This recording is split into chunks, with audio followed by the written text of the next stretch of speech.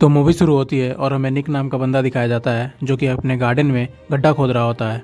फिर उस गड्ढे में वो ढेर सारा सोना डालकर उसके ऊपर एक पौधा लगा देता है। अगली सुबह उसकी पत्नी जूलिया उससे पूछती है कि घर के पीछे गार्डन में एक पौधा कहाँ से आया, जिस पर वो अनजान होकर कुछ नहीं बताता है। निक और उसकी पत्नी जूलिया तैयार होकर अपने अपने काम पर जाने लगते हैं। दरअसल निक बॉस्टन पुलिस में एक जासूस का काम करता है और उसका एक पार्टनर है बॉबी। ये दोनों मिलकर एक ड्रग बस्ट किए थे जिसमें उन्हें एक सोने का भंडार मिला था, जिसमें से वो लोग कुछ सोना चुरा लिए थे और उसी सोने को वो रात को दफना रहा था। अब काम पर जाने के बाद निक बॉबी को कहता है कि उसे उस चुराए हुए सोने का पछतावा हो रहा है और वो उसे सबूत के तौर पर पेश कर देगा। में डिपार्टमेंट में एक टिप आता है एक ड्रग कार्टेल को पकड़ने का, जिसके बाद डिपार्टमेंट में से एक टुकड़ी निक और बॉबी को दी जाती है उन पर छापा मारने के लिए। निक बॉबी अपने बाकी सहयोगी के साथ उस की छापामारी कर रहे होते हैं कि बॉबी मौका देखकर निक को गोली मार देता है और निक वहीं पर मर जाता है। गोली लगने के बाद निक खुद को एक ब्रह्मांड में फंसा हुआ पाता है और वो उसी में घूमता रह जाता है। फिर वो अचानक से कार्यालय में छोड़ दिया जाता है। इसके बाद निक एक चेयर पर बैठा हुआ पाता है अपने आप को। के सामने मैसेल्डा बैठी हुई होती है जो उसका इंटरव्यू ले रही होती है। मैसेल्डा उसे बताती है कि वो मर चुका है और न्याय की ओर बढ़ चुका है। उसे RIPD में भर्ती करती है, जिसका काम डेडोज को ढूंढना और उन्हें पकड़ना होता है। डेडोज उन लोगों की आत्मा होती है जो मर चुके हैं लेकिन न्याय से बचे हुए हैं। अब निक को एक पार्टनर दिया जाता है जिसका नाम रॉय होता है। इसके बाद रॉय निक को लेकर उसके अंतिम संस्कार में ले जाता है, जहाँ वो अपने पुराने पार्टनर बॉबी को देखता है उसकी बीवी जूली को संतावना देते हुए, जो देखकर वो बहुत ज्यादा आग बबूला हो जाता है।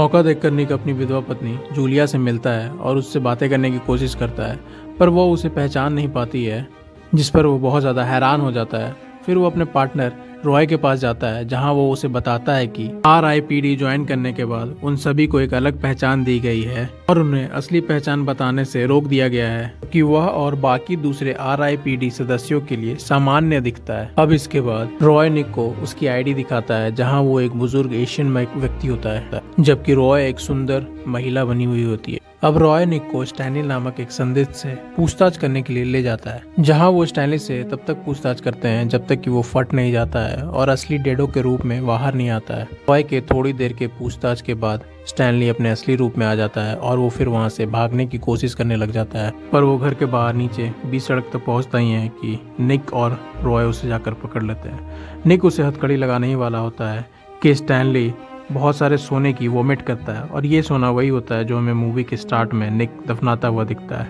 और उस सोने को देखकर निक गहरी सोच में चला जाता है। इसके बाद रॉय और निक स्टैनली को लेकर RIPD ऑफिस जाते हैं और वो उसे वहाँ बंद कर देते हैं, और एविडेंस जमा करने के वक्त निक उन सोनों में से एक सोने का टुकड़ा अपने पास रख लेता है। अब निक रॉय को मनाता है और उससे कहता है कि हमें इस सोने की आगे जांच करनी चाहिए, जिस पर रॉय उसे एक एलियट नाम के मुखबिर से मिलाता है जो खुद भी एक डेडो होता है। रॉय और निक एलियट से पूछताछ कर रहे होते हैं, जहां एलियट उस सोने को कबाड़ बताता है और निक एलियट के पास ही वो सोने का टुकड़ा छोड़कर निकल जाता है। अब रॉय और निक अपनी गाड़ी में बैठ जाते हैं, जहां वो एलियट का वेट कर रहे होते हैं बाहर आने के लिए, कि तभी वहां पर निक का पुराना पार्टनर बॉबी आता है जो एलियट से मिलता है और उससे वो सोने का टुकड़ा रख लेता है। ये देखकर रॉय और निक अपनी गाड़ी में बहुत ज्यादा अचंभे होते हैं। फिर वो दोनों मिलकर बॉबी का पीछा करते हैं, जहां बॉबी निक के घर पर जाता है उसकी विधवा पत्नी से मिलने। अब निक और रॉय घर के पास जाकर बॉबी की बातें सुनते हैं, जहां बॉबी निक की पत्नी से पूछ रहा होता है निक अपने अंतिम समय में कुछ अजीब सी हरकतें कर रहा था क्या, जिस पर उसकी पत्नी उसे बताती है कि वो अपने अंतिम समय में घर के पीछे बगान में एक पौधा लगाया है, जहां फिर बॉबी उस पौधे को निकालता है और वहां गड्ढा खोदता है, जहां उसे निक का दफनाया सोना मिल जाता है। और ये सारी चीजें निक और रॉय घर के बाहर छिपकर देख रहा होता है। इसके बाद बॉबी ये सारे सोने को लेकर पुलास्की नाम के एक डेडो को देकर वहां से चला जाता है, पर पुलास्की को रॉय और निक पकड़ लेते हैं। रॉय और निक पुलास्की से पूछताछ करते हैं, जहां पुलास्की कुछ भी बताने से मना करता है और इसके बजाय वह खुद को डेडो के रूप में तब्दील कर लेता है, और इसके बाद वह पूरे शहर में अफरा तफरी मचा देता है। अब रॉय और निक उसे पकड़ने के लिए शहर में उसका पीछा करने लगते हैं, और ये सारी चीजें शहर के लोगों के सामने हो रही होती हैं, और पुलास्की उन सभी के बीच में से भाग जाता है। अब रॉय और निक खाली हाथ हेडक्वार्टर लौटते हैं, जहां उन्हें पुलास्की के शहर में भाग जाने से उन्हें दंडित किया जा रहा था और उन्हें प्रशासनिक अवकाश पर रखा जा रहा था जब तक कि उनकी ड्यूटी के लिए सुनवाई नहीं हो जाती है।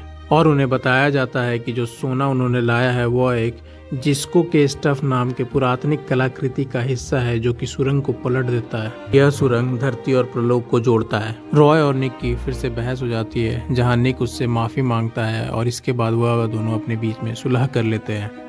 अब वे दोनों ड्यूटी पे ना होने के बावजूद बाकी के सोने को ढूंढने का फैसला करते हैं, जहां वो सबसे पहले बॉबी के घर पर जाते हैं और फिर बॉबी से पूछताछ करने लगते हैं। पूछताछ के दरमियान उन्हें पता चलता है कि बॉबी भी एक डेडो है और फिर उनसे उनकी भिड़ंत हो जाती है, जहां रॉय और निक बॉबी को पकड़ लेते हैं और गिरफ्तार करके RIPD डिपार्टमेंट के हेडक्वार्टर पर लेकर आते हैं। बॉबी को RIPD के हेडक्वार्टर में रखा जाता है जहां वो बाकी डेडोस को भड़काने लग जाता है और फिर सभी को एक साथ करके RIPD के ऑफिस में धावा बोल देता है। फिर बॉबी और सारे डेडोस मिलकर वहां रख के सारे सोने को निकाल लेता है और वहां से लेकर भाग जाता है। सारे डेडोस सड़क को बंद कर देते हैं और एक इमारत की छत पर जाकर जिस्को के स्टफ नाम के पुरातन कलाकृति को जोड़ने लग जाते हैं ताकि वो पोर्टल को फिर से खोल सके। उधर बॉबी निक की पत्नी जूलिया को भी बंदी बना लेता है ताकि उसके खून को इस्तेमाल करके कर्मचारियों को शांति दिया जा सके। वो पोर्टल पूरी तरीके से बन चुका होता है और धरती पर मृतकों की बारिश होने लग जाती है। इसके बाद निक बॉबी का ध्यान भटकाता है जहां मौका देखकर रॉय उसे गोली मार देता है। फिर वो पोर्टल बंद हो जाता है। जूलिया क्योंकि अपने मरने के कगार पर होती है, वो निक को उसके वास्तविक रूप में देखती है जिससे वो बहुत ज्यादा खुश होती है और रोने लग जाती है उसे गले लगाकर।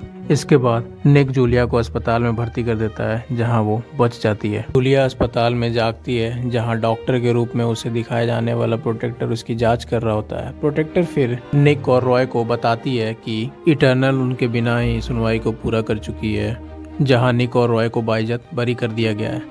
निक को चेतावनी देकर छोड़ दिया जाता है जबकि रॉय को उसकी सेवा के लिए और 53 साल से जोड़ दिया जाता है, जिसके बाद वह बहुत ज्यादा नाराज होता है। इसका मतलब है निक और रॉय अब 53 सालों तक पार्टनर है एक दूसरे के। अब रॉय निक को एक नई पहचान देता है जिसके बाद निक बहुत ज्यादा खुश होता है और खुश होकर वो आइडेंटिटी कार्ड को खोलता है जहां वो टीनेजर गर्ल होता है जिसके सारे दांतों पर क्लिप लगा हुआ होता है। और ये देखकर रॉय से बहुत ज्यादा गुस्सा होता है निक और वो दोनों फिर से गाड़ी में लड़ने लग जाते हैं और मूवी यहीं पर खत्म होती है। आपको ये मूवी एक्सप्लेनेशन कैसी लगी कमेंट सेक्शन में ज़रूर बताएं। तब तक के लिए लाइक शेयर एंड सब्सक्राइब। जय हिंद, वंदे मातरम।